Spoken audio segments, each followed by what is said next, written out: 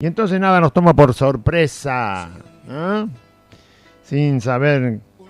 Si lo toma una sorpresa linda, claro, nadie se queja.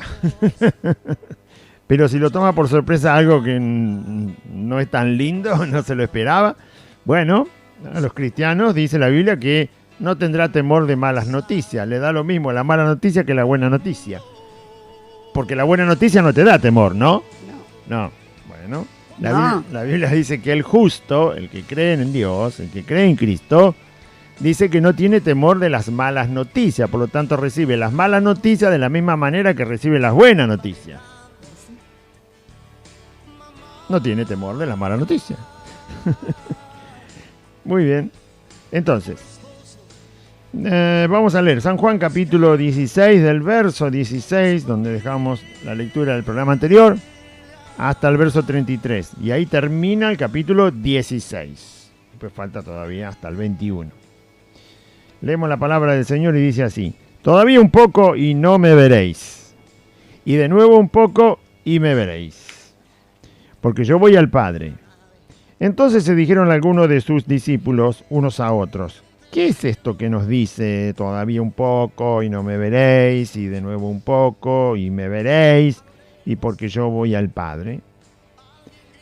Decían pues: ¿qué quiere decir con todavía un poco? No entendemos lo que habla. Jesús conoció que querían preguntarle y les dijo: ¿preguntáis entre vosotros acerca de esto que dije? Todavía un poco y no me veréis. Y de nuevo un poco y me veréis. De cierto os digo que vosotros lloraréis y lamentaréis, y el mundo se alegrará. Pero aunque vosotros estéis tristes, vuestra tristeza se convertirá en gozo. La mujer, cuando da a luz, tiene dolor porque ha llegado su hora. Pero después que ha dado a luz un niño, ya no se acuerda de la angustia por el gozo de que haya nacido un hombre en el mundo. También vosotros ahora tenéis tristeza, pero os volveré a ver, y se gozará vuestro corazón, y nadie os quitará vuestro gozo. En aquel día no me preguntaréis nada. De cierto os digo, que todo cuanto pidiereis al Padre en mi nombre, os lo dará. Hasta ahora nada habéis pedido en mi nombre. Pedid y recibiréis, para que vuestro gozo sea cumplido. Estas cosas os he hablado en alegorías. La hora viene cuando ya no os hablaré por alegorías, sino que claramente os anunciaré acerca del Padre. En aquel día pediréis en mi nombre, y no os digo que yo rogaré al Padre por vosotros, pues el Padre mismo os ama, porque vosotros me habéis amado, y habéis creído que yo salí de Dios. Salí del Padre, y he venido al mundo. Otra vez dejo el mundo, y voy al Padre. Le dijeron sus discípulos: he aquí ahora hablas claramente, y ninguna alegoría dices. Ahora entendemos que sabes todas las cosas, y no necesitas que nadie te pregunte. Por esto creemos que has salido de Dios. Jesús les respondió: ¿ahora creéis? ¿Ahora creéis? He aquí la hora viene, y ha venido ya, en que seréis esparcidos cada uno por su lado, y me dejaréis solo. Mas no estoy solo, porque el Padre está conmigo. Estas cosas os he hablado para que en mí tengáis paz. En el mundo tendréis aflicción, pero confiad, yo he vencido al mundo. Muy bien.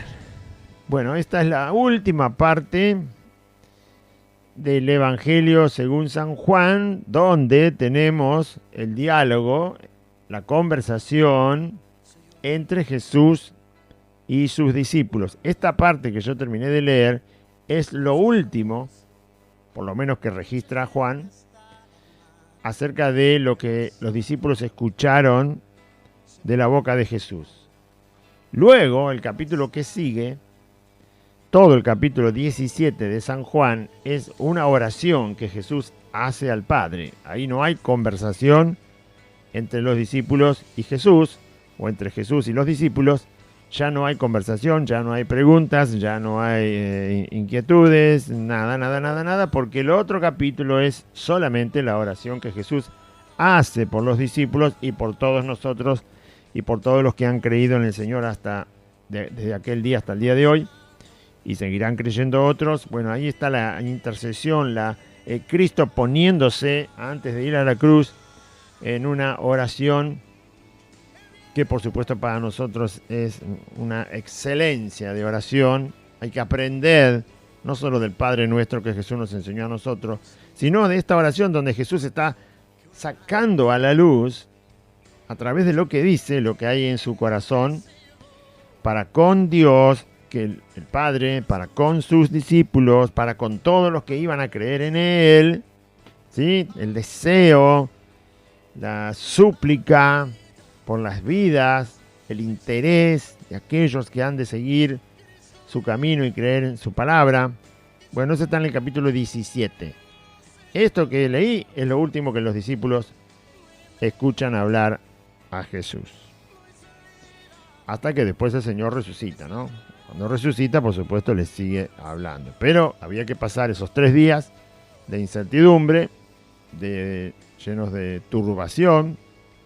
En realidad, no tendrían que haberlo pasado así porque Jesús los preparó. Justamente todo estos capítulos, el 13, el 14, el 15 y el 16, era para que ellos estuvieran lo suficientemente llenos de la palabra del Señor para saber que las cosas iban a pasar así. Por eso no se entiende que a veces los cristianos sale una plaga y dice: ¡ay! ¿Qué pasó? Los pastores: ¡ay! No sabemos qué pasó ni qué va a pasar, no entendemos nada. Y bueno, claro, porque no creen lo que dice Cristo. No le creen, si ya dijo el Señor que va a haber. Mire, menos mal que el Señor no dijo que iba a haber huracanes, ¿no? No habló de los huracanes, habló de los terremotos. Porque justamente hay un huracán inmenso que se está formando ahí ahora.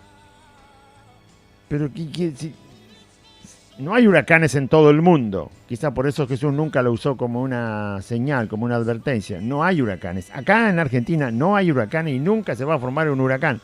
Jamás. Hay una sola zona de huracanes en el mundo. El resto de los países ni saben lo que es un huracán. No hay huracanes en Rusia, no hay huracanes en China, no hay huracanes en Europa, no hay huracanes en Dinamarca, ni en Groenlandia, ni en Canadá, ni en Brasil, en Argentina, en Chile. Acá no hay huracanes. Pero terremotos hay en todos lados. Terremotos puede haber en todos lados. Aún en los lugares que parece que nunca puede haber. ¿Se acuerda que en Argentina llegó a sentirse un temblor? Acá en Buenos Aires me refiero, en Argentina hay terremotos en San Juan, en Córdoba, toda la cordillera tiene terremoto, el norte, donde haya montañas o cerca de montañas, los terremotos pueden estar, y es más, pueden estar en cualquier otro lugar, porque eso lo decide Dios. Pero ya el Señor lo dijo. ¿Cuál es la cosa extraña? Si ya lo dijo. Entonces los discípulos escucharon 4 capítulos de San Juan, les preparó todo el Señor y después salieron todos espantados. ¿Por qué? Bueno, por no creer. Por no creer. Justamente cuando el Señor se les aparece resucitado, que ellos no le quieren creer a las mujeres que lo habían visto resucitado, Él les reprocha la incredulidad. ¿Por qué no le creyeron cuando yo las mandé? Yo las mandé a decirle a las mujeres que me vieron resucitado. Yo las mandé. Y ustedes no le creen. Fueron a la tumba, vieron que estaba vacío y tampoco creen. ¿Por qué no creen? ¿Por qué no creen? Se la pasaron 3 días sin creer. 3 días sin... Fíjese que todo el tiempo que los discípulos están 3 días escondidos por miedo, la Biblia no registra ninguna de las conversaciones de los discípulos, al menos de los 11 y los otros que estaban acompañándolo. Justamente después eligen a Matías, y entre Matías y José y otros eligen el reemplazo para Judas, pero de los 3 días que los discípulos están escondidos no hay ningún registro de nada. Nada. No es que no hablaron, sí que hablaron. Pero ¿de qué hubiera servido que el Señor hubiera dejado algún registro, algo escrito? En ninguno de los 4 evangelios hay ninguna conversación de estos discípulos escondidos, congelados de miedo, ¿sí? Entre el día que Jesús es sepultado y el día que resucita. Nada. Solo cuando el Señor resucita aparece otra vez en los 4 evangelios los relatos de lo que pasó. Las mujeres van a la tumba temprano en la mañana el día domingo. Apenitas empieza la luz, ya se van rápido para ungir al Señor y bueno, ahí empieza toda la historia. Y hasta ese día no hay... ¿Qué pasó con esos 3 días? ¿Qué pasaron con esas noches, con esas mañanas, con esas madrugadas? Con estos hombres. Tendrían que estar recordando entre ellos estas cosas que Jesús les habló. Permanezcan en mí, ámense los unos a los otros. Voy a volver, no lo dejo solo, vendrá el Espíritu Santo. El Señor prometió que lo íbamos a volver a encontrar, dijo que iba a resucitar, nos dijo lo que nosotros íbamos a hacer. Bueno, hablar, acuérdense de los milagros que hizo. Nada. Nada. Bueno, error de los discípulos, no de Cristo. Dios nunca se equivoca. Error de los discípulos. Usted no quiere recordar las palabras del Señor, si poca importancia le da, muy bien, le pasará lo mismo que a los discípulos. Mudos, inactivos, no aparecen por ningún lado, ni la Biblia los registró, ni Dios quiso registrarlo. Dios sabe lo que dijeron ese día, cuando terminó la noche, que Jesús ya estaba en la tumba. Y al otro día, Dios sabe lo que dijeron. Y al otro día, Dios sabe lo que dijeron. Y cuando estaba por amanecer el domingo, Dios sabe lo que pensaban. Pero Dios dijo, no voy a dejar ni una letra de lo que estos estaban pensando. Mire que Dios saca muchos errores de los discípulos a la luz. Antes de que Cristo resucitara y después que resucita también hay algunos problemitas por ahí. Y Dios los pone, los saca a la vista. Pero de esos 3 días, nada. Bueno, que no debemos nosotros caer en una situación de no creer al Señor lo que dice su palabra a tal punto que quedemos anulados, porque quedaron anulados los discípulos. No está en la Biblia, un tiempo que fue muy importante, pero no fueron capaces de tener una palabra. Si Dios no puso ni una palabra de ellos, usted se imagina lo que estarían haciendo, ¿no? Tiritando, confusos, pero por no creer, porque el Señor después les dice que no creyeron. Entonces cuando el Señor resucita, saca a la luz lo que a ellos les había pasado. Tomás, ni hablemos Tomás, ¿no? Pero los otros 10 que habían quedado, conversar algo, no decían nada. Bueno, eso le pasa a los que dicen ser discípulos de Cristo, no aman la palabra, no le creen al Señor las cosas que dicen porque son medio difíciles, y que no importa que sea difícil, créela igual, ¿cuál es el problema? Si el Señor te está diciendo que la crea, no que que vayas a hacer cosas que no podés hacer. Que creas. ¿Qué podemos hacer nosotros más que creer? Y después el Señor hará. Cree solamente, entonces vas a ver la gloria de Dios. Vas a verlo a Dios, que Él lo hace. Pero cree. Ni creían este muchacho. Bueno. Un cristiano anulado es un cristiano que no ha creído. Un cristiano callado es un cristiano que no ha creído. Un cristiano que no aparece en la historia de la iglesia que no hace nada. Él no hace nada en la iglesia, me refiero. Es un cristiano que no ha creído, ¿sí? Porque pueden estar todos trabajando en la iglesia y él no quiere hacer nada. Bueno, es lo que le pasó a los discípulos esos 3 días, por no creerle al Señor. Muy bien. San Juan capítulo 16, verso 16 al 33. Es lo último que Jesús conversa antes de orar y luego salir para el huerto de los olivos del Getsemaní, y allí es arrestado el Señor. Esta es la última conversación que se registra en este evangelio. Después tenemos el de Lucas, el de Mateo y el de Marcos. Dice, Jesús le está diciendo, todavía un poco y no me veréis. Punto y coma, dice el texto. Y de nuevo un poco y me veréis. Punto y coma, dice el versículo. Porque yo voy al Padre. Jesús le dice a los discípulos, nosotros ahora tenemos todo, pero usted dice, claro, nosotros tenemos todo escrito, por eso sabemos lo que dice. Pero Jesús ya se los había anticipado varias veces, que Él sería entregado a las autoridades, sería entregado inclusive a las autoridades romanas, a los impíos, a los gentiles, que le iban a condenar y lo iban a crucificar, que moriría, que estaría sepultado 3 días y que luego resucitaría. Jesús había dicho esto ya varias veces a los discípulos.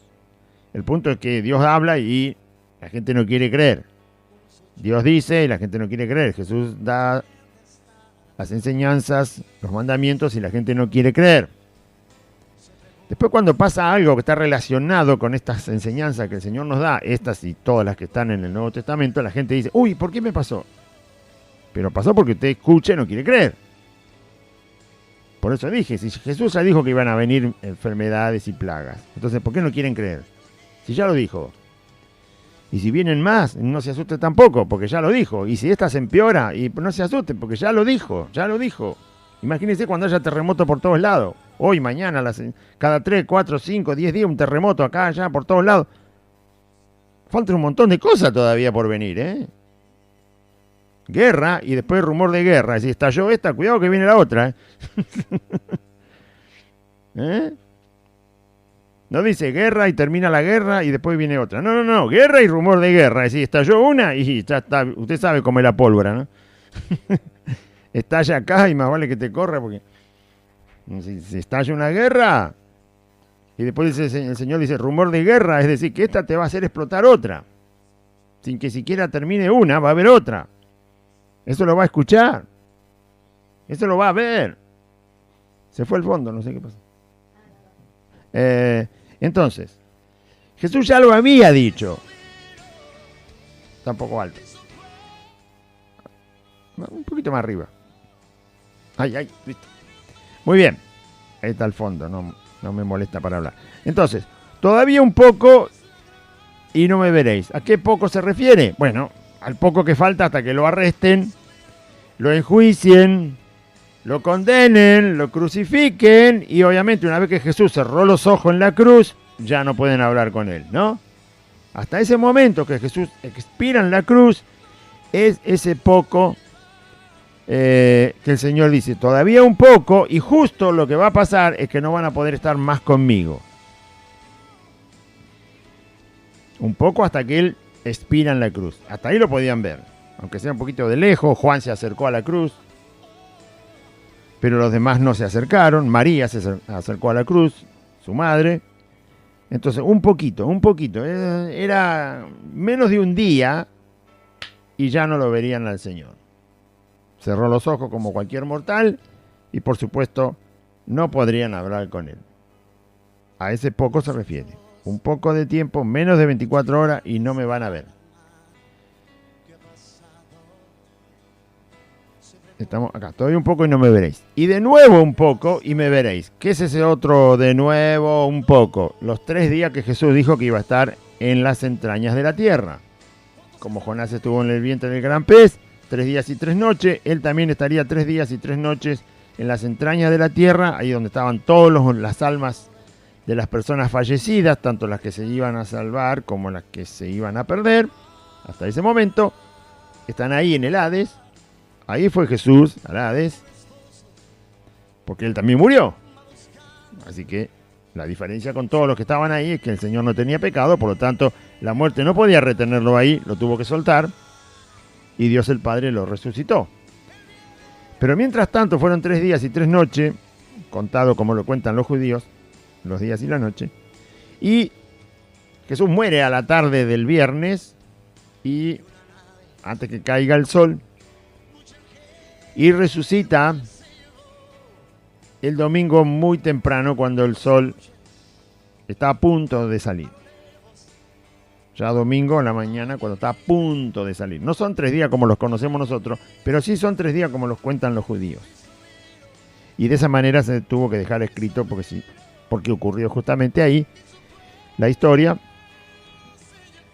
Y como no tiene que ver con los días de 24 horas, sino con la forma en que Dios hace las cosas, por eso vale para que lo entendamos nosotros como Dios lo hizo y como Dios lo estableció y quedó escrito. Entonces, Jesús dice, de nuevo un poco son esos 3 días que el Señor está en las entrañas de la tierra. Después de esos 3 días, después de ese poco, otra vez me veréis. O sea que los discípulos tenían que saber que iba a haber un momento en que lo pierden al Señor, pero luego lo vuelven a ver. Y termina la frase, porque yo voy al Padre. Según algunos comentarios bíblicos, Jesús resucita y en un momento cuando María Magdalena lo quiere tocar, Jesús le prohíbe que lo toque porque todavía no había subido al Padre. Así que Jesús resucita e inmediatamente se deja ver por las mujeres, se deja ver por María Magdalena. María Magdalena lo quiere adorar, se postra y quiere tocar los pies del Señor, pero el Señor se lo prohíbe porque él tenía que presentarse resucitado primero al Padre. O sea, es una cosa santa su ofrenda a Dios para rescatar al hombre, a la humanidad, y nadie podía tocarlo porque él mismo lo dijo, yo todavía no subí al Padre, así que no me toques.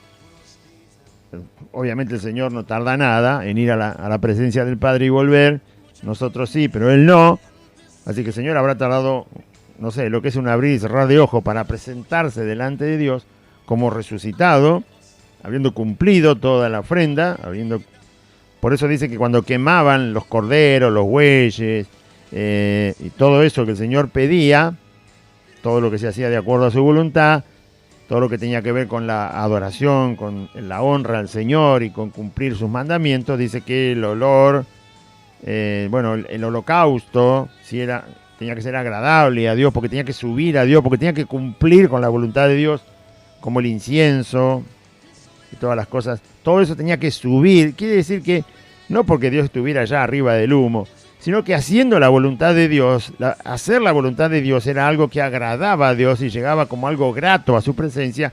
Esta es la ofrenda perfecta de Jesucristo, sin pecado, sin mancha, habiendo cumplido toda la voluntad de Dios y terminado con el problema del pecado para con los pecadores que se arrepienten, y él también tenía que estar en la presencia del Padre como siendo recibido por el Padre, porque todo eso fue para que el Padre nos deje vivir en la eternidad en el cielo, y Cristo era el representante nuestro y vino a hacer la voluntad del Padre, así que tenía que ir al Padre para presentarse santo, perfecto, resucitado, sin mancha, y todo eso lo tenía que presentar delante del Padre porque el Padre lo había demandado.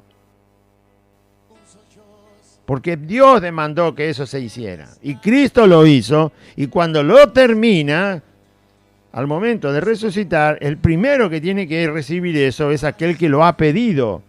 ¿Usted pidió que Jesús muriera y resucitara? No. ¿Yo lo pedí? No, yo no lo pedí. ¿Usted exigió que fuera sin pecado cuando fue a morir? Jesús, ¿lo pidió usted? No, usted no lo pidió. Yo tampoco lo pedí.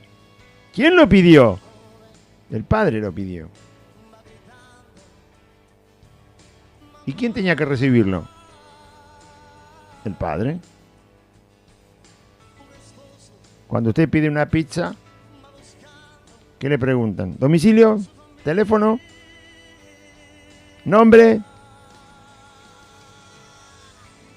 ¿Va a pagar en efectivo? ¿Y usted pide la pizza? ¿Y qué quiere? ¿Que se la den al vecino de enfrente y después le traigan a usted la caja vacía? Usted la pidió y a usted se la dan. Usted la recibe.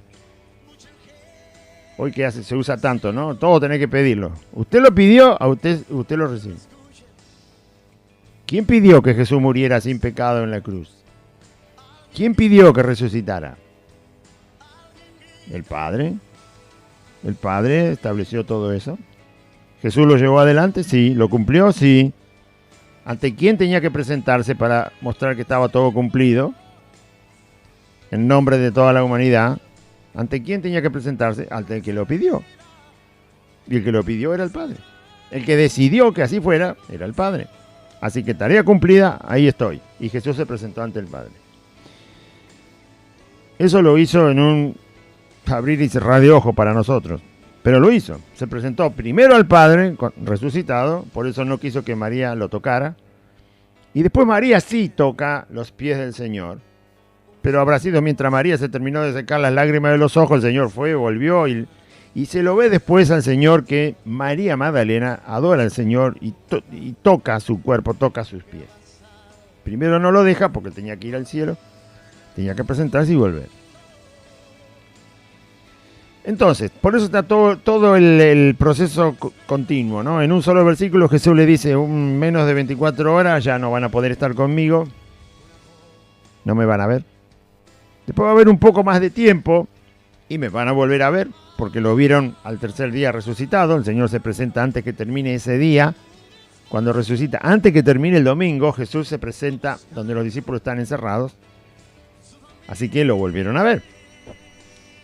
Y porque yo voy al Padre. Además, incluye el hecho de que el Señor iba a ir al Padre porque, lo termino de explicar recién, tenía que presentarse ante quien había demandado que eso se hiciera.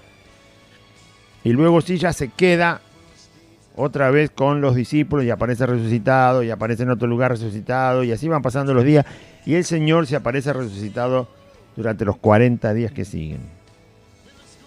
Esto los discípulos lo tenían que saber. Jesús se los dice y ellos no lo recuerdan. Mala memoria. Entonces, mala memoria vas a tropezar. Ya lo dice el Señor, yo les hablo para que no tropiecen, pero si les hablo y tienen mala memoria, van a tropezar. Se van a estancar.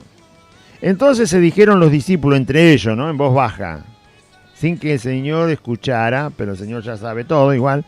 Pero ellos, algunos de los discípulos, no todos, algunos de los discípulos dijeron unos a otros, ¿qué es esto que dice? ¿Qué esto de que todavía un poco no me veréis? De nuevo un poco y me veréis, y porque yo voy al Padre.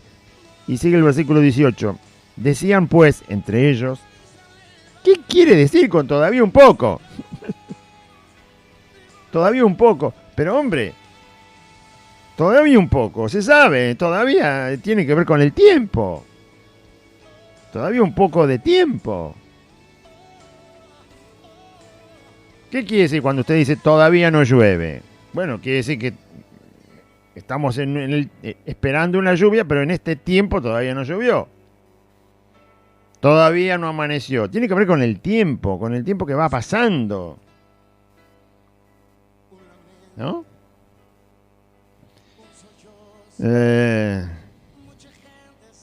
Si no me equivoco, yo no era muy bueno para el lenguaje. Es parte como un adverbio de un auxiliar de tiempo, es todavía. Entonces, todavía un poco. ¿Qué quiere decir? No entendemos lo que dice. Ay, Dios mío. Jesús le dijo, cuando usted le mandan un mensaje, usted está esperando a alguien que tiene que llegar a su casa y le mandan un mensaje y le dice, todavía no llego. ¿Qué quiere decir? Todavía me falta. Está hablando de que no llega. También puede ser cantidad, o sea, todavía me falta dinero para completar el pago, todavía, pero tiene que ver con algo ausente. Bueno, todavía un poco. Era fácil terminar la frase, no era tan complicada. Después, siguen preguntándose, no entendemos lo que está diciendo este hombre. Bueno, como Jesús conocía lo que ellos querían preguntarle, él les dijo, ¿preguntáis entre vosotros acerca de esto que dije? Todavía un poco y no me veréis, y de nuevo un poco y me veréis. Y más vale que no siguió el Señor con la frase, porque la frase terminaba y porque yo voy al Padre.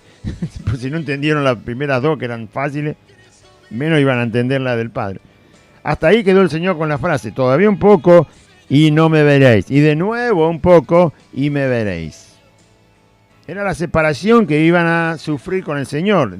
De la frase surge que si no lo van a ver, van a estar separados. Pero si después vuelven a verlo, es decir, va a haber un tiempo donde están separados y un tiempo donde se vuelven a encontrar.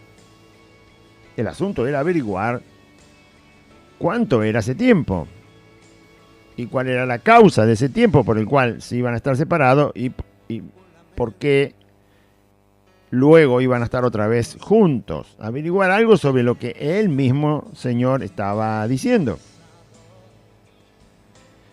De cierto os digo, dice el Señor, que vosotros, uno tiene que preguntar sobre lo que Dios dice, no le va a preguntar a Dios si hay marcianos en la luna, por favor, ¿no?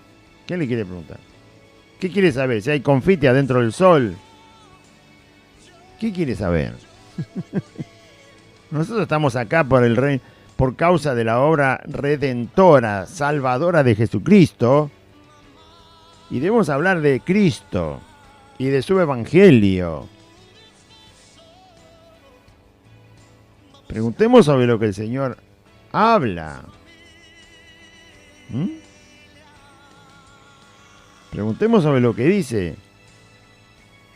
Todo tiene una enseñanza. ¿Pero qué quiere saber? ¿De qué color tenía los ojos Abraham? ¿Qué quiere saber? Son cosas que no importan. Lo que importa de Abraham era la fe que tenía en Dios. ¿Qué queremos saber? ¿Cuánto medía de altura David? ¿Para qué? Lo importante es si David le obedecía, el Señor estaba con él. Si no le obedecía, flor de castigo le daba. ¿Qué queremos saber? ¿Cuánto ganaba Pedro cada vez que pescaba? No, tenemos que saber las cosas de las que el Señor habla. Y bastante tiempo nos lleva. Y mucho tiene ahí uno para aprender. Entonces había que preguntarle al Señor, Señor, ¿cuánto tiempo? ¿Por qué causa vamos a estar separados nosotros de ti por un tiempo? ¿Y cómo va a ser el encuentro? Porque si vamos a estar separados de ti y después te vamos a ver de vuelta, ¿cómo va a ser el encuentro? ¿En qué situación? ¿Qué es lo que va a pasar ese día que nos vamos a volver a encontrar? ¿Dónde nos vamos a volver a encontrar? Hay tantas preguntas para hacer. Hay que preguntarle a él. Sin embargo, murmuraban entre algunos de ellos. En vez de preguntarle, tuvo que salir el Señor a decirle, ya sé lo que se están preguntando. Que dije, todavía un poco y no me veréis, y de nuevo un poco y me veréis. Fíjese lo que explica el Señor ahora. Verso 20. De cierto os digo que vosotros lloraréis y lamentaréis. ¿Cuándo van a llorar y lamentar? Cuando no lo vean. Porque Jesús iba a morir en la cruz. Iba a cerrar los ojos. Iba a quedar como cualquier persona fallecida. Cuando vieran que ya no podían ni siquiera mirarlo y que Él los esté mirando a ellos, que ya no había hálito de vida en Él, no había un alma en ese cuerpo, entonces ellos iban a llorar. ¿A dónde se fue Jesús? Como llora cualquiera cuando muere un ser querido. ¿A dónde se fue? Si hace un segundo estaba aquí mirándome. ¿A dónde está ahora? ¿A dónde se fue? ¿Dónde lo vamos a ver? ¿Cómo vamos a hacer para volver a verlo? No nos dijo dónde nos íbamos a encontrar. Ahora nos quedamos sin nada. Jesús le dice que van a llorar. Y por lógica que iban a llorar. Ustedes van a llorar y van a lamentar. Ahí tenemos un poco de respuesta. Y tristeza también, dicen. Van a llorar, van a lamentar y van a estar tristes. 3 días y 3 noches. El tiempo que no lo vieron a Cristo, ellos estuvieron llorando, lamentándose y entristecidos.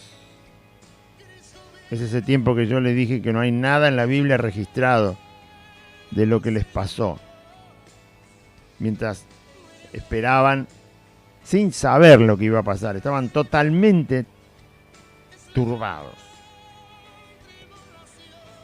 Bien, le pasó lo que a cualquiera que pierde a alguien conocido. A pesar de que el Señor les había dicho y se los había enseñado. ¿Por qué fue así? Bueno, por una causa muy sencilla. Por eso es que Dios quizás no puso el registro de lo que a ellos les pasó. La causa es que la muerte de Jesús fue tan natural como la de cualquiera. Fue una realidad. Los ateos, los incrédulos, los que atacan la Biblia, una de las cosas que dicen para atacar el Evangelio de Cristo, una de las tonterías que se les ocurre decir a ellos, los incrédulos, los ateos, los que atacan a Cristo y a la Biblia, para que la gente no crea, una de las estupideces que dicen es que Jesús en realidad no murió, sino que fue castigado, fue golpeado y estuvo en algún lugar recuperándose solo, como que dicen que se fue a un lugar donde nadie lo vio porque lo golpearon y lo soltaron, los romanos lo soltaron. Y entonces lo único que pasó es que fue golpeado, ensangrentado, pero queda ahí, por ahí en algún lugar y se recupera. Cuando se recupera, dicen estos tontos, vuelve y se presenta a los discípulos diciendo que había resucitado y que les hace creer esa mentira, para tirar al suelo el hecho de que Jesús no murió. Pero justamente la forma en que los evangelios relatan la historia real, estos detalles que uno lee, que no se le puede ocurrir a nadie unir tantos detalles y tantas palabras y tanta descripción real de las cosas como para armar una mentira, demuestran que Jesús murió de verdad. ¿Por qué? Porque los discípulos realmente lloraron, lamentaron el momento de la muerte de Cristo y estuvieron tristes esos 3 días y esas 3 noches. Eso le pasa a cualquiera.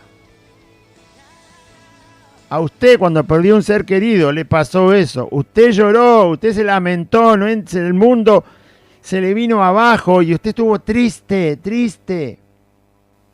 Esas emociones son naturales en cualquier persona que pierde un ser querido.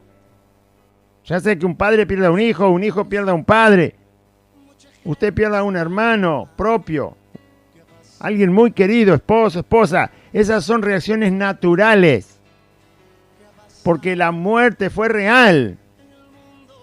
Por eso está escrito así. Ellos lloraron de verdad, porque la muerte que vieron de Cristo fue natural, fue realmente muerte, lo vieron muerto. ¿Qué otra cosa les puede pasar si no llorar? ¿Qué otra cosa le puede pasar si no lamentarse, dolerse por dentro? Sin poner a hablar, que la garganta se le hace un nudo, no hay palabras. ¿O no le pasó? Nunca le falleció nadie tan cercano como que la garganta no puede hablar, que solo llora y no puede contener las lágrimas frente al ser querido que ahí está fallecido. Y no se queda triste. ¿Qué va a jugar al parque de diversiones cuando se le murió un ser querido? No. Estos sentimientos, estas reacciones que Jesús dice que le va a pasar a los discípulos, que le pasaron de verdad, demuestran que Jesús realmente murió. Murió. Con todas las letras murió. Porque la reacción de ellos, que eran íntimos de Cristo, fue la reacción natural frente a la muerte como la conocemos. Si no hubiera estado así, entonces uno sí podría dudar de que Cristo realmente no murió. Pero Jesús les dice, ustedes van a llorar, ustedes se van a lamentar, ustedes se van a entristecer, porque realmente me van a ver muerto. Fue real la muerte de Jesús. Y fue natural. No es una muertecita que viene el médico, te pone un aparato y te resucita. Te resucita, te vuelve. Si tenés un infarto, te ayuda para que no te mueras. O te estás desangrando y te hace un torniquete y ¡ay, gracias, doctor! Porque ya me desmayaba. ¿No? O te picó un escorpión, una serpiente venenosa, te llevaron urgente. ¿Qué fue? Este bichito, acá lo tenemos. Ah, antídoto. Y volvé a respirar. No, Jesús murió. Por eso ustedes van a llorar. Por eso van a lamentar. Y el mundo se va a alegrar. ¿Qué mundo? Bueno, el mundo que quería sacarse a Cristo de encima. Y el mundo todavía sigue alegre. El mundo sigue alegre si no se puede hablar de Cristo. Sepultá a Cristo. Dejá de predicar el Evangelio y no sabe usted la fiesta que van a hacer. Sacá el Evangelio. Cerrale la boca a todos los que predican la verdad de Cristo. Y este mundo va a ser un jolgorio las 24 horas del día. Todos los días del año. Siempre quieren sacarse a Cristo de encima en este mundo. Por eso es difícil predicar el Evangelio. Por eso hay que ser valiente para predicar el Evangelio. Por eso hay que perder la vida para predicar el Evangelio. Porque este mundo se alegra cuando no se predica el Evangelio. Cuando se predican pavadas, sí. Pero cuando se predica el Evangelio, no le gusta al mundo. ¿Pavadas? Te llenan 3 canchas de fútbol juntas si predicas pavadas. Pero predicar el Evangelio. Predicar el Evangelio. A viva voz. Predicar el Evangelio de verdad en las calles. Vas a ver lo que pasa. El mundo no lo quiere. El mundo quiere todo calladito, como está ahora. Cierren las iglesias. Sí, cómo no, por favor. Y ahí está el mundo alegre. Bueno, para que estén abiertos esos lugares, si son pura mentira, la verdad que no le hacía ni cosquilla antes esos lugares al mundo, y ahora menos. El mundo se va a alegrar, es decir, lo que el mundo quiere es que desaparezca de una vez por todas esta historia de Jesucristo. Pero aunque vosotros estéis tristes, esos 3 días y esas 3 noches, vuestra tristeza se convertirá en gozo. Algo que es tristeza, algo que me trajo la tristeza, va a ocurrir algo que va a hacer que la tristeza se vaya. Si la tristeza viene porque yo perdí mi documento, supongamos, ¿cuándo se va la tristeza? Cuando encontré el documento.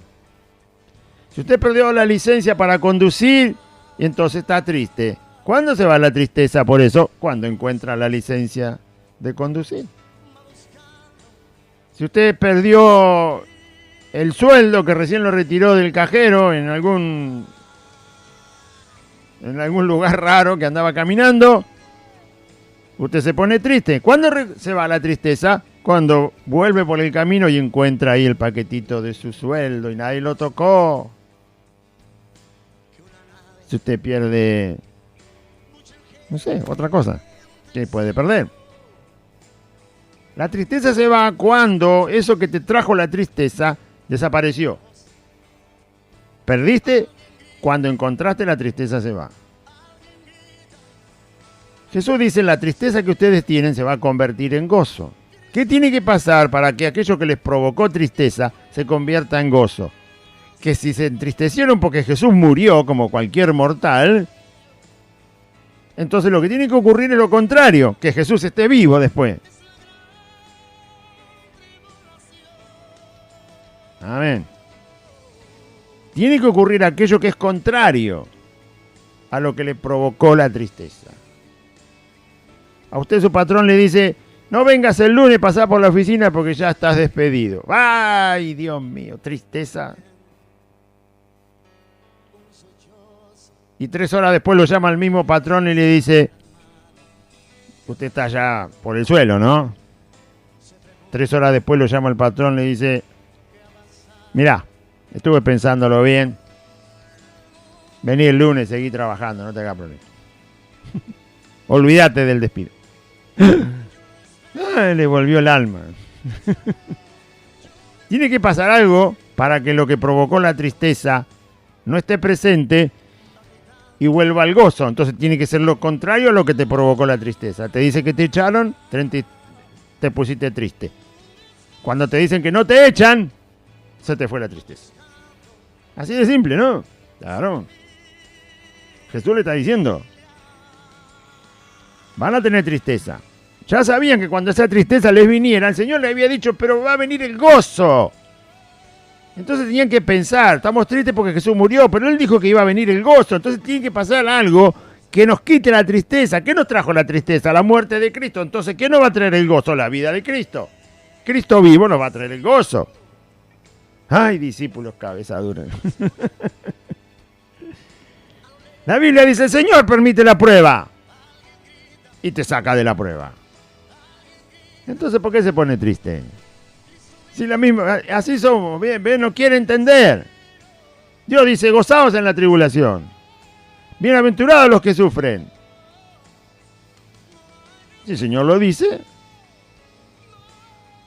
hay que hacer eso. Porque Él lo dice. Eso te va a bendecir. ¿Qué cristiano quiere escuchar que la tribulación lo bendice? Ninguno. Bueno, empecemos. ¿Qué cristiano quiere entender que Dios le está probando para bendecirlo, para aumentar su fe, para forjarlo, para hacerlo precioso como el oro? ¿Qué cristiano quiere escuchar eso? Ninguno. Bueno, empecemos a hacer una lista. ¿Quién quiere? ¿Ustedes se ponen primero o me pongo primero yo?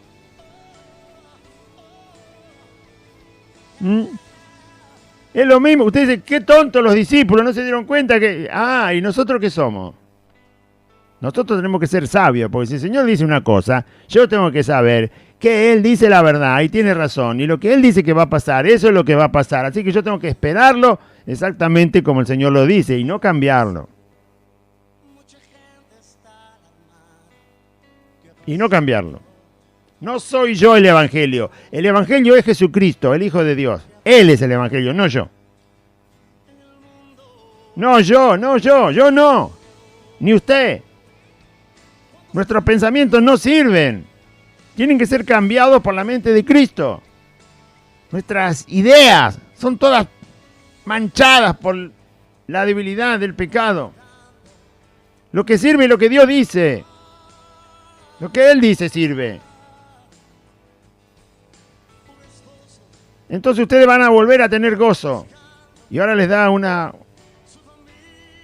metáfora, una comparación, una analogía, como se dice. Comparar una cosa con otra para que se entienda. Una ilustración para comparar esta ilustración con lo que está enseñando para que te sea más fácil comprenderlo. Eso es una analogía, ¿no? Bueno, una comparación. La mujer, dice Jesús, a ver chicos si entienden esta, vamos. La mujer, aunque la mayoría de los que estaban ahí eran varones, pero no importa, saben esto. La mujer cuando da a luz tiene dolor porque ha llegado su hora. Pero después que ha dado a luz un niño, ya no se acuerda de la angustia por el gozo de que haya nacido un hombre en el mundo.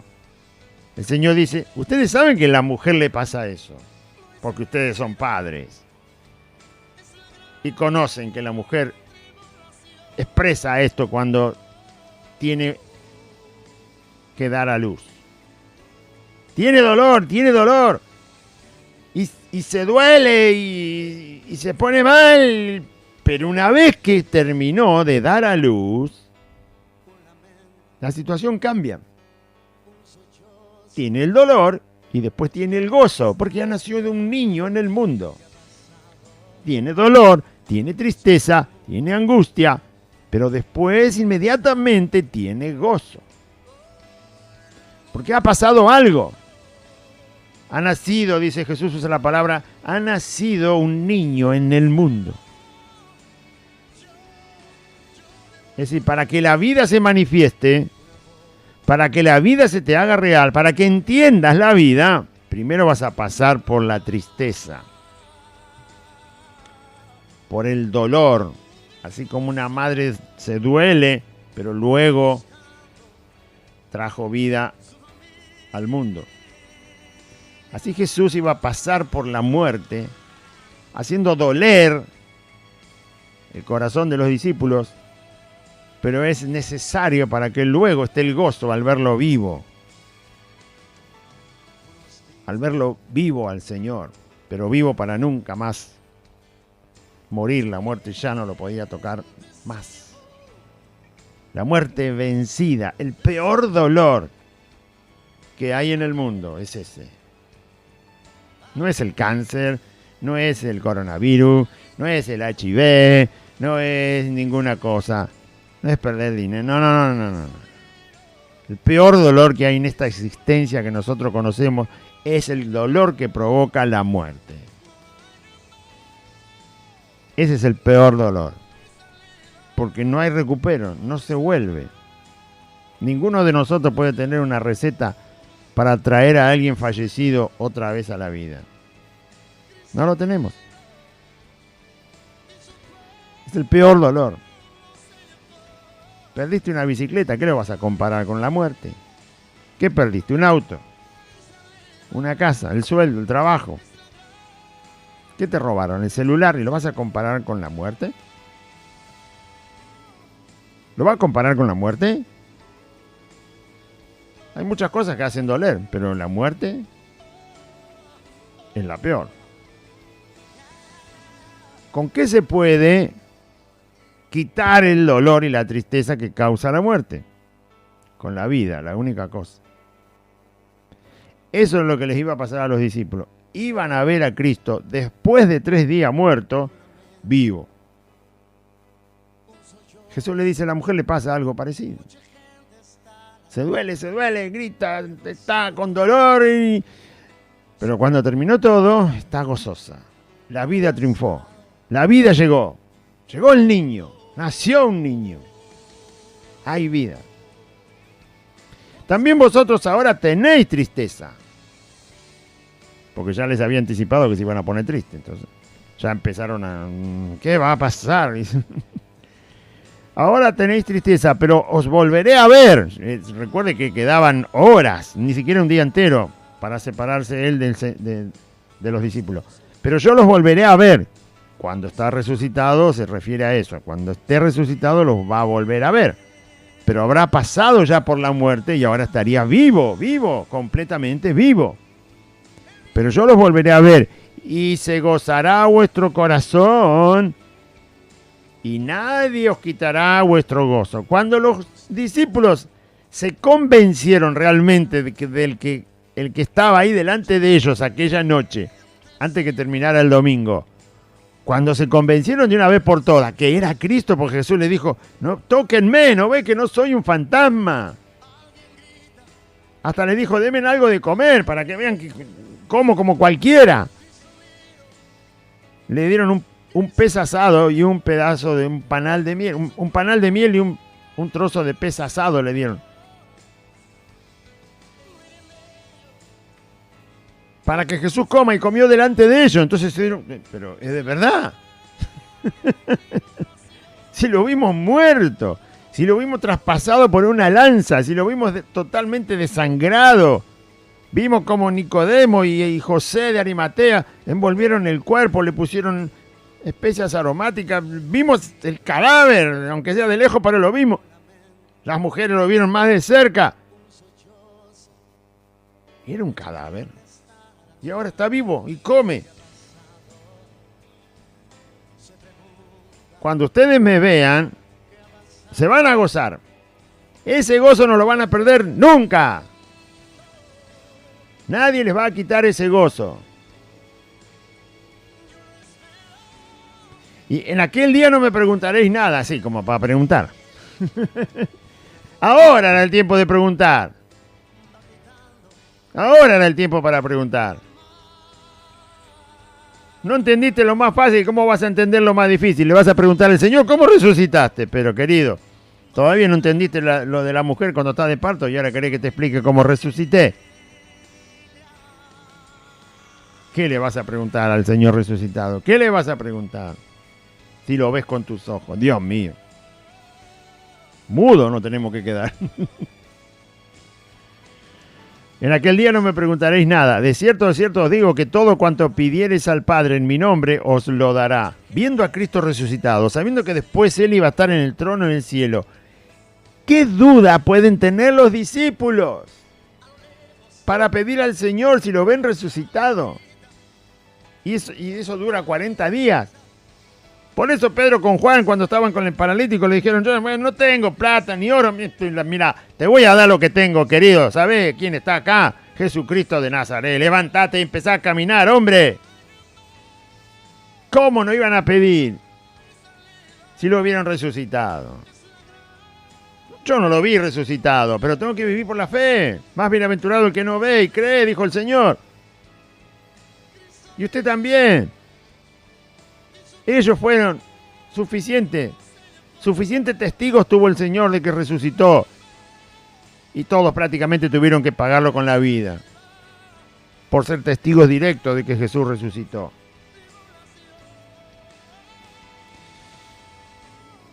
Hasta ahora nada habéis pedido en mi nombre.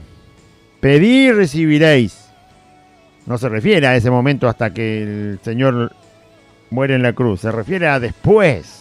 Cuando el Señor resucita y luego asciende a los cielos, ahora hay que pedirle a Dios, invocando a Cristo que está resucitado.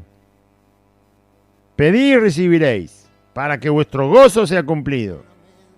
Gozo por ver a Cristo resucitado. Gozo cada vez que el Señor responde, porque después está en los cielos como está ahora en el trono. Tu gozo es cumplido. Más evidencia, más prueba, más experiencia del Cristo resucitado. ¿Usted no se pone contento cuando le pide algo a Cristo y le responde? ¿No se llena de gozo? Bueno, eso pasa porque Jesús está resucitado, porque Jesús está en el cielo. Pasó por la muerte aquí en la tierra, pero resucitó y está en el cielo. ¿Nunca le pasó? Pida algo de acuerdo a la voluntad que sea imposible. Pida algo de acuerdo a la voluntad de Dios. Algo, búsquese algo en la Biblia. Y si no, pregunte. Para eso tiene pastores. Bueno, los que están encerrados no son pastores, son lauchas. Pero si conoce algún buen pastor, si no, usted abra la Biblia, arrodíllese y dígale, Señor, quiero pedirte algo imposible, pero que sea de acuerdo a tu voluntad. Algo que tú quieras que yo te pida y que realmente sea imposible, imposible, imposible, imposible. Que solo tú lo puedes hacer. Pídaselo. Arrodíllese de verdad. Cierre la puerta de su pieza. Pero pídale una cosa, no le pida 50.000. Pida una cosa. Que esté de acuerdo a la voluntad de Cristo. Y que sea bien imposible. Como Pedro, que quería caminar arriba del agua. Pedro no le dijo que camine arriba del agua, que calme los vientos, que vengan los pescados, que se haga de día. No, pidió una cosa, que camine arriba del agua. Y el Señor le dijo que sí. Entonces, pida una cosa. De acuerdo a la voluntad de Cristo, según la voluntad de Dios escrita en su palabra, y luego, bien imposible. Cuanto más imposible, mejor, porque para Dios no hay nada imposible. Y como usted sabe que es imposible y que nadie puede hacerlo, cuando Dios le responda, usted se va a llenar de gozo. Una linda forma de tener gozo.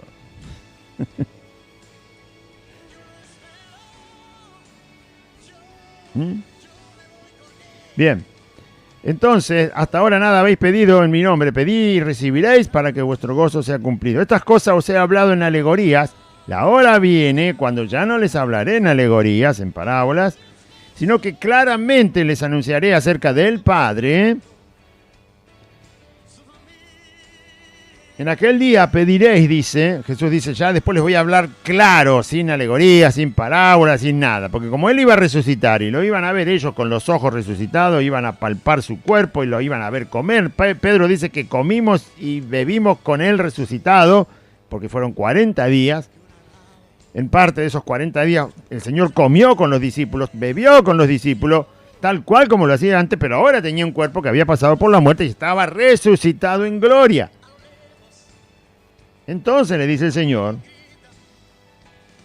en aquel día pediréis en mi nombre y no os digo, o sea, por eso después les habló claramente, porque la experiencia de la muerte y resurrección de Cristo ya había ocurrido y los discípulos estaban bien convencidos, lo tenían delante de sus ojos, por lo tanto ahora podían escuchar de la boca de Cristo cosas claras, porque ahora iban a entender muchas cosas al verlo resucitado.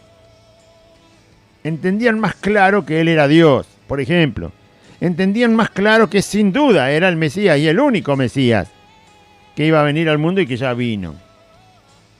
Entendían que Dios estaba en Cristo y Cristo en Dios.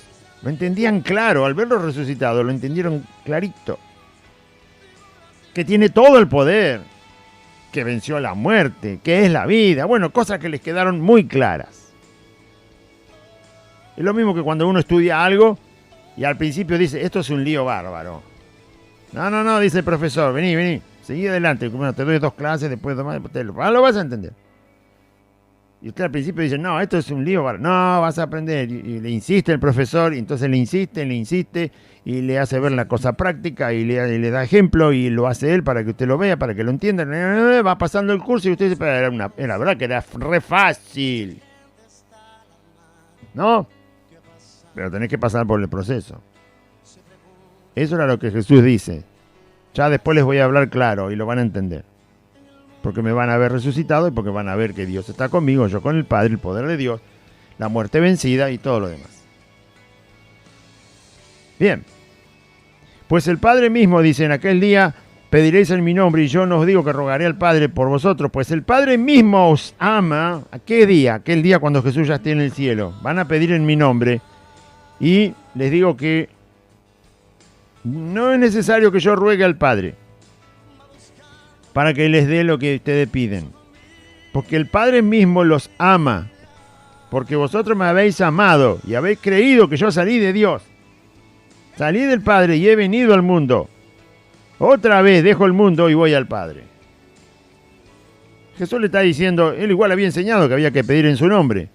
Pedir en su nombre sí.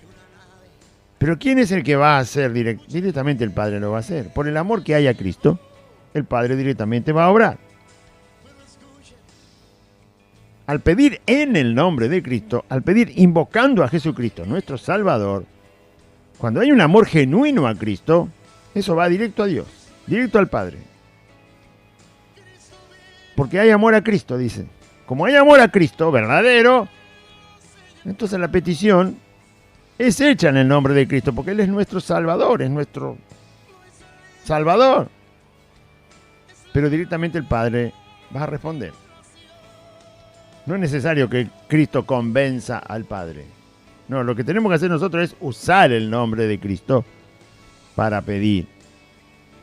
Y el Padre no tiene que ser convencido, el Padre responde. ¿Sí? Para que entiendan más lo que es. Jesús se lo dice para que vean que amar a Cristo es amar al Padre. Aceptar a Cristo es aceptar al Padre. Creer a Cristo es querer al Padre, es creerle al Padre. Pedir a Cristo o pedir en el nombre de Cristo es que lo haga el Padre. Es una unión, una comunión de Dios Padre y de Dios Hijo tan perfecta, pura y poderosa. Por eso así lo explicó el Señor. Porque si no, nosotros oramos en el nombre de Jesús y decimos, bueno, vaya a saber si lo tengo que convencer primero a Cristo y después Cristo tiene que convencer al Padre. Entonces, toda una ruleta como una cosa que da vuelta y que no se termina nunca de... Dije ruleta porque da vuelta. Una rueda, va. Una rueda que da vuelta y nunca termina de parar. Pero no es así.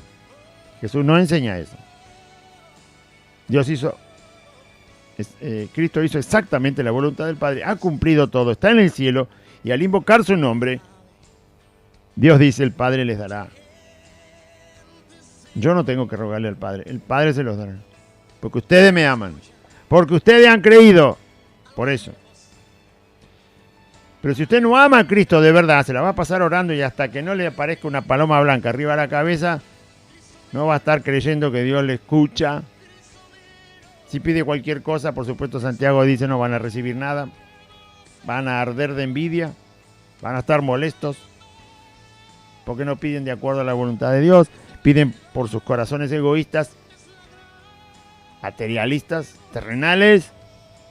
Pero si uno conoce la voluntad de Dios, ama a Cristo, pide de acuerdo a eso, invocando el nombre de Cristo, sabe que tiene la petición que le haya hecho.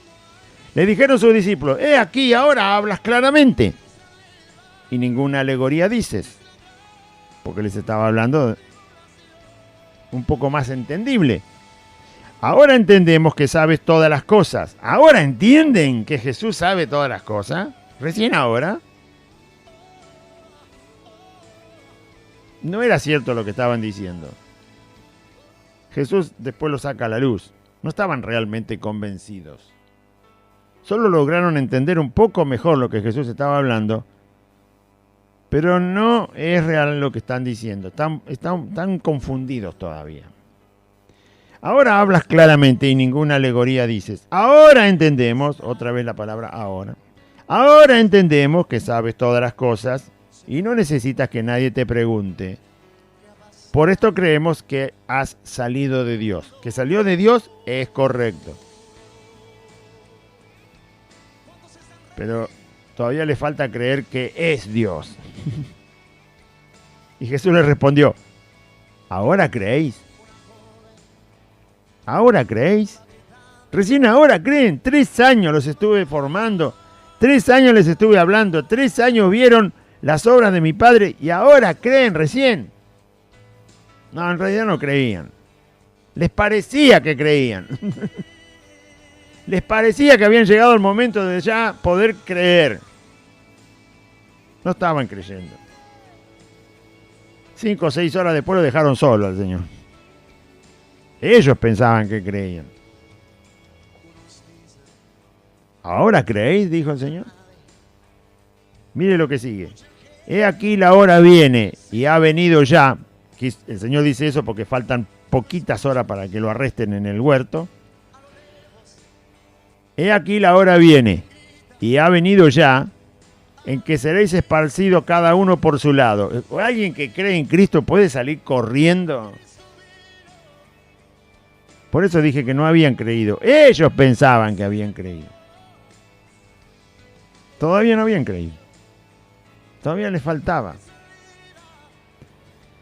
Seréis esparcidos cada uno por su lado. Eso pasó en el huerto de Getsemaní, cuando Judas llega con la compañía de soldados, todo besa al Señor, lo entrega, lo arrestan, lo atan al Señor. Quieren arrestar a los discípulos. Jesús le dice, no, si me buscan a mí, déjenlo que ellos se vayan, porque me vinieron a buscar a mí, así que se vayan los discípulos. Y salieron disparando. Uno para cada lado salió disparando. Ni uno quedó ahí en el huerto. Después a las escondidas se acercaron a la ciudad de Jerusalén para ver qué pasaba. Porque el huerto estaba enfrente de la ciudad. No quedó ni uno.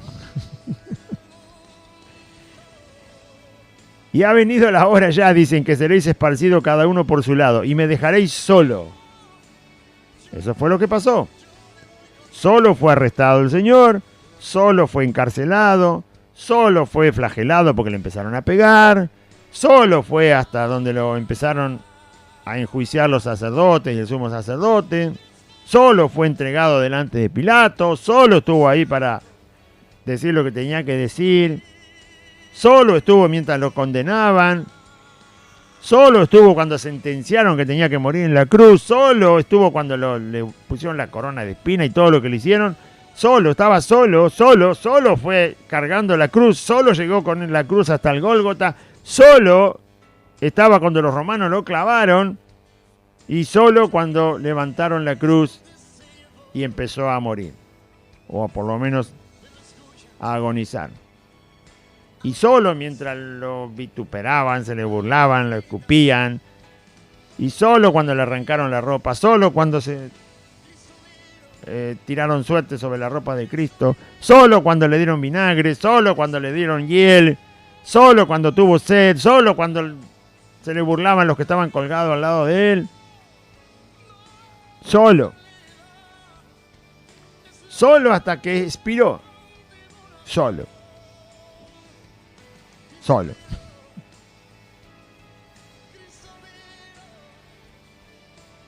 A veces la cosa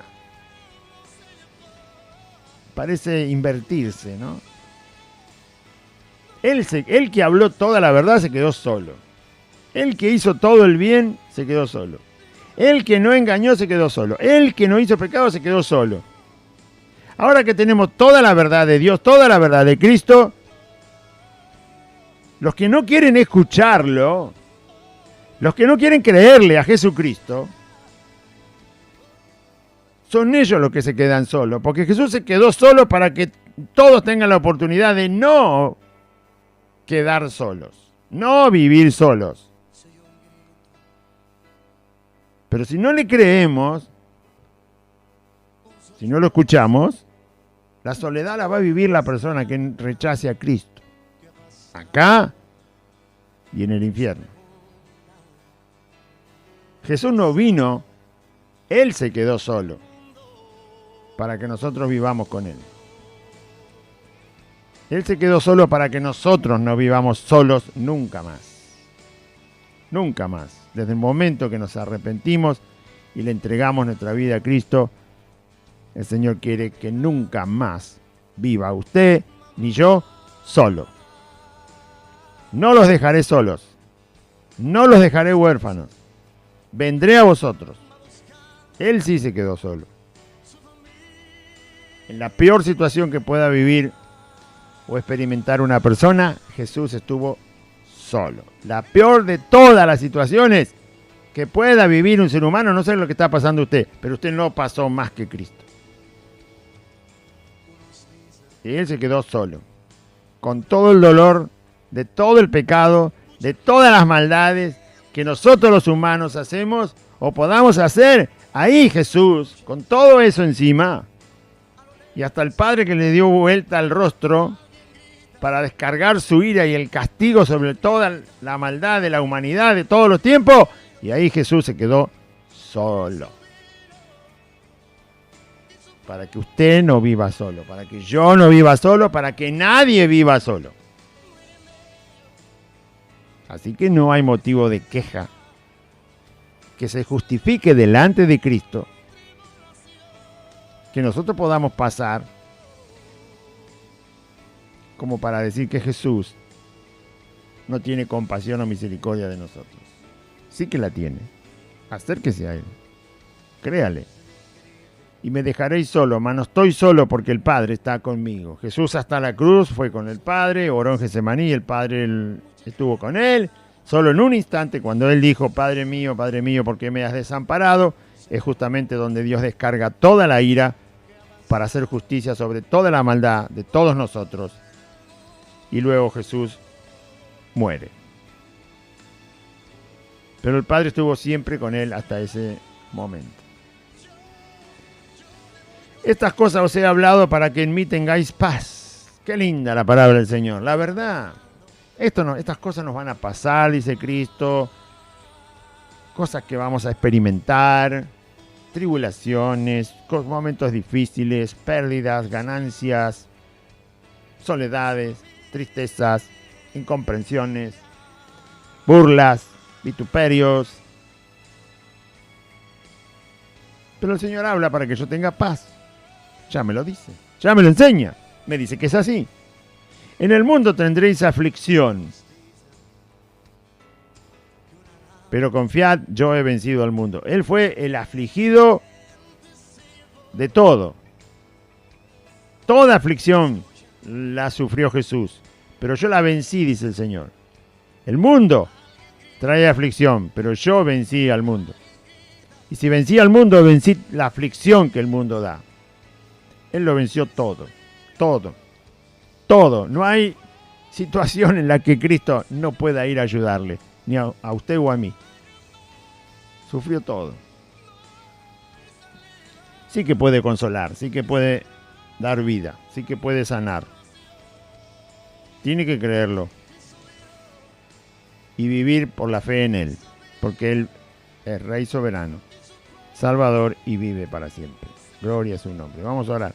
Diga así: Padre Celestial, en este día oí tu palabra y yo confieso que Jesucristo es el Señor y creo en mi corazón que Dios lo levantó de los muertos.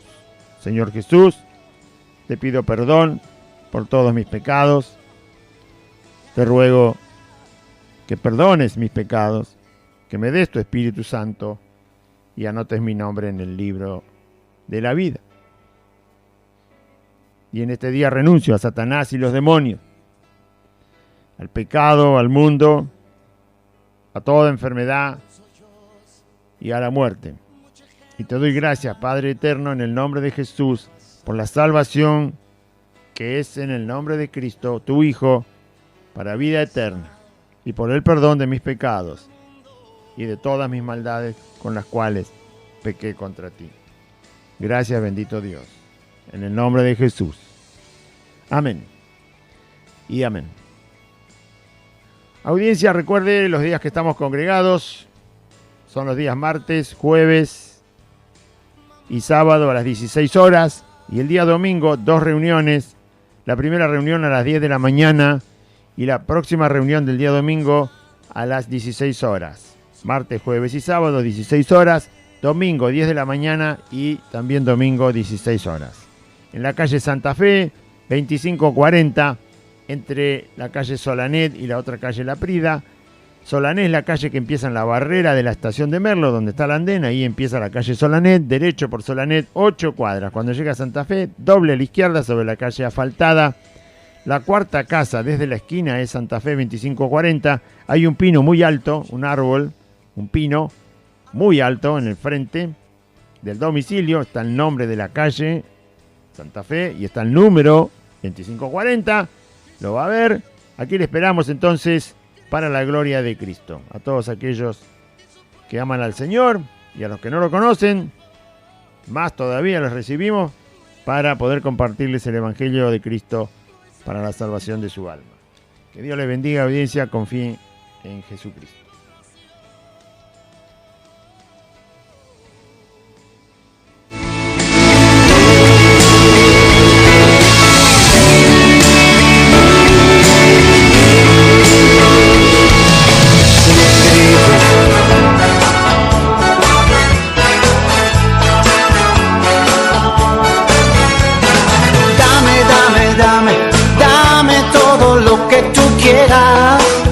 Hasta aquí compartimos Buenas Nuevas, un programa evangelístico, dinámico, reflexivo, pensado en usted y hecho con amor. Buenas Nuevas, creado y conducido por Aide y Claudio.